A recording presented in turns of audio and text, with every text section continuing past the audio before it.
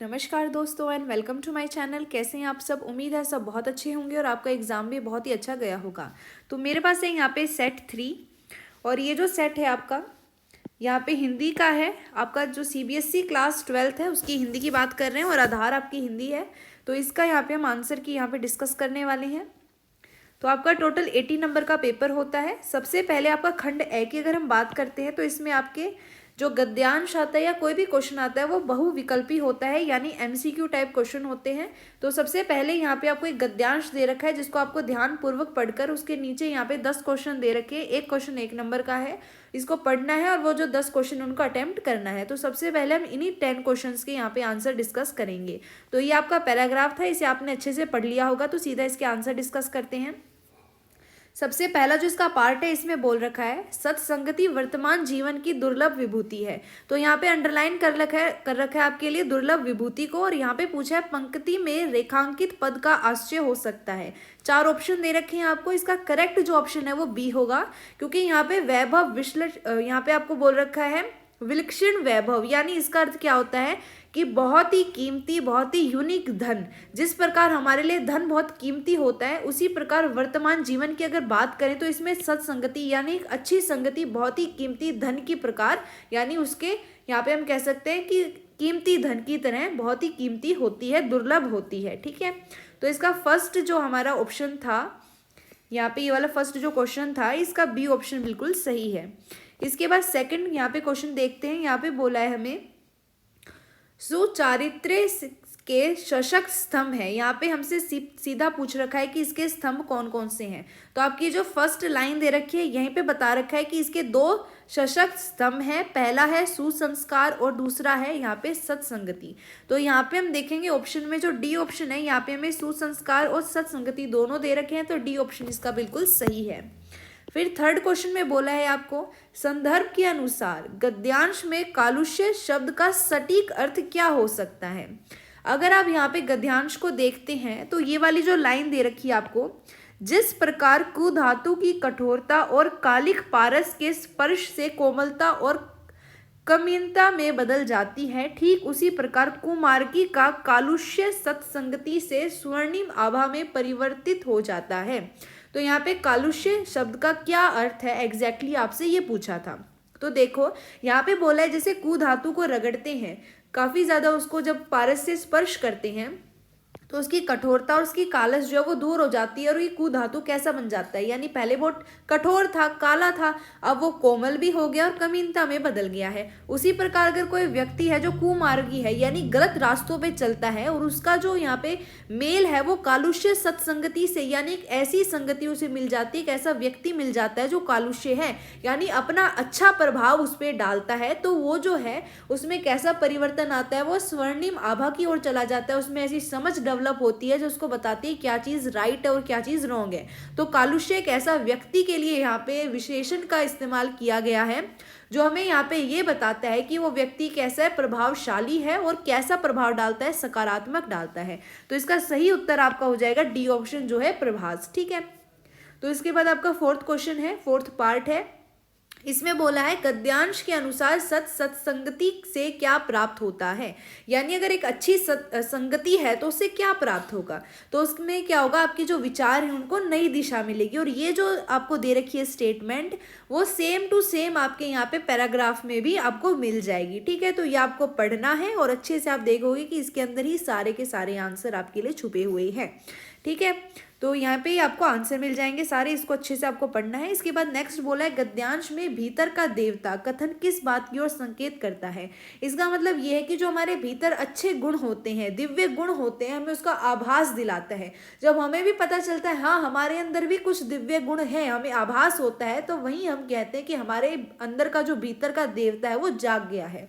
तो इसका B option बिल्कुल सही है फिफ्थ पार्ट का। ठीक है, फिर सिक्स्थ पार्ट की बात करते हैं। निम्नलिखित कथनों पर विचार कीजिए। यहाँ 4 आपको कथन बता रखे हैं और उसके बाद यहाँ पे आपको एक ऑप्शन सिलेक्ट करना है। यहाँ पे पूछा है कौन सा या कौन से कथन सही है, यानी एक कथन भी सही हो सकता है, एक से ज़्यादा भी सही हो सकते हैं। यहाँ पे डिस्कस करते हैं। यहाँ पे शिथिल चरित्र क्या होता है। एक ऐसा चरित्र होता है जो नकारात्मक है, बिल्कुल सही नहीं है, चरित्रहीन है। तो इससे कभी भी जीवन सार्थक नहीं हो सकता। फर्स्ट ऑप्शन बिल्कुल ही गलत है, कथन एक गलत है। फिर बोला है शिथिल चरित्र से राष्ट्र निर्माण संभव है, इससे निर्माण नहीं होगा, खराब हो जाएगा सारा राष्ट्र, तो ये भी गलत है। फिर बोला है आनुवांशिक परंपरा से ही चरित्र अर्जन संभव है, यानी एक जनरेशन से दूसरी जनरेशन को जब अच्छे ज्ञान दोगे, अच्छी बातें बताओगे, उसी से सिर्फ चरित्र बन सकता है। कहीं ना कहीं ये चीज सही है। लेकिन जब हम फोर्थ कथन की बात करते हैं, उदात्त चरित्र से ही जीवन की सार्थकता है, जैसे यहाँ पे शिथिल चरित्र होता है वैसे होता है उदात्त चरित्र। ये एक ऐसा चरित्र है जो सकारात्मक है, पॉजिटिव है, बहुत ही अच्छा है, दूसरों को भी अच्छा ज्ञान देता है और खुद भी सारे कर्म अच्छे करता है, यानी इसका चरित्र बहुत ही बढ़िया है। तो इसी से जीवन यहाँ पे सार्थकता की ओर जा सकता है। तो ये ऑप्शन बिल्कुल सही है। अब हम देखेंगे 4 ऑप्शन। इसमें क्या है, एक ऐसा ऑप्शन दे रखा है जिसमें थर्ड और फोर्थ दोनों सही बता रखे हो, ऐसा तो कोई नहीं बता रखा, लेकिन हमें सी ऑप्शन में बोल रखा है फोर्थ बिल्कुल सही है, तो इसका सी ऑप्शन हम टिक कर देंगे कि केवल कथन फोर्थ सही है। ठीक है, तो सी ऑप्शन इसका सही हो जाएगा। फिर हम बात करते हैं यहाँ पे 7th पार्ट की। तो इसमें बोल रखा है कु धातु, यहाँ पे ये जो वर्ड दिखाई दे रहा है ये कु धातु है। इसमें हमें बोल रखा है कु धातु की कठोरता और कालिक पारस के स्पर्श से कोमलता और कमियनता में बदल जाती है। इस उदाहरण के मूल भाव को व्यक्त करने वाली कहावत है। ये 4 आपको यहाँ पे ऑप्शन में कहावत दे रखे हैं और आपको बताना है ये जो लाइन में मीनिंग निकलता है वो नीचे कौन सी कहावत का एक मूल भाव है, मीनिंग निकलता है उसका। ठीक है, तो अगर आपको बता दूं तो इसके जो सी ऑप्शन हो बिल्कुल सही है।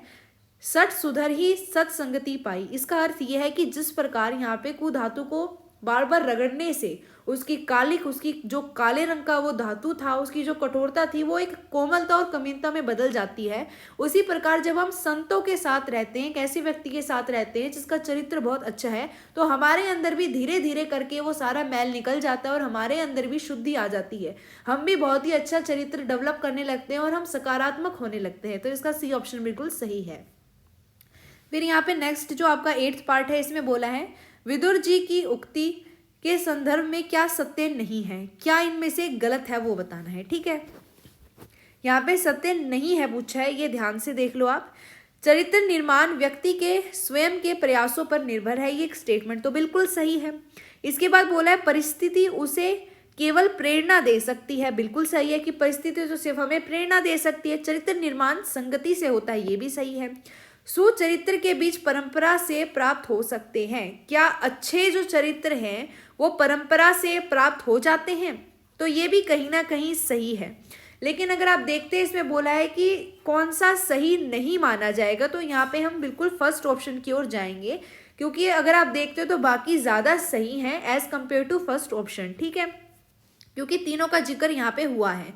अगर आप देखते हो यहाँ पे तो यहाँ पे बता रखा है कि आनुवांशिक परंपरा, परिवेश और परिस्थिति तो केवल प्रेरणा दे सकती है पर उसका अर्जन नहीं कर सकते। ठीक है, तो ये इन्होंने बिल्कुल सही बताया है कि हम एक जनरेशन टू दूसरी जनरेशन उसका अर्जन नहीं कर सकते, यानी आप सीधा ये नहीं कह सकते एक जनरेशन बहुत ही चरित्र बहुत ही अच्छा चरित्र है तो दूसरी चरित्रहीन नहीं हो सकती, तो ये बिल्कुल ज़रूरी नहीं है। इसलिए फर्स्ट ऑप्शन इसका सही होगा क्योंकि पहला ऑप्शन सत्य नहीं है। फिर अगर आप 9th यहाँ पे पार्ट की बात करते हैं, इसमें बोला है आचार्य हजारी प्रसाद द्विवेदी के कथन के माध्यम से लेखक ने उल्लेख किया है, किस चीज़ का उल्लेख किया है, तो आप ये कथन देख सकते हैं यहाँ पे ये रहा वो कथन। तो यहाँ पे इन्होंने लिखा है महाकवि टैगोर के पास बैठने मात्र से ऐसा प्रतीत होता था मानो भीतर का देवता जाग गया हो, मानो भीतर का देवता जाग गया हो। उनके कहने का मतलब है जब हम उनके साथ बैठते थे तो हमें भी ऐसा आभास होता था, हमारे अंदर भी कुछ दिव्य गुण हैं, इसीलिए उनको ऐसा लगता था जैसे मानो मेरे भीतर का जो देवता है वो जाग गया है, मैं भी अच्छा हूँ, उन्हें ऐसा प्रतीत होता था।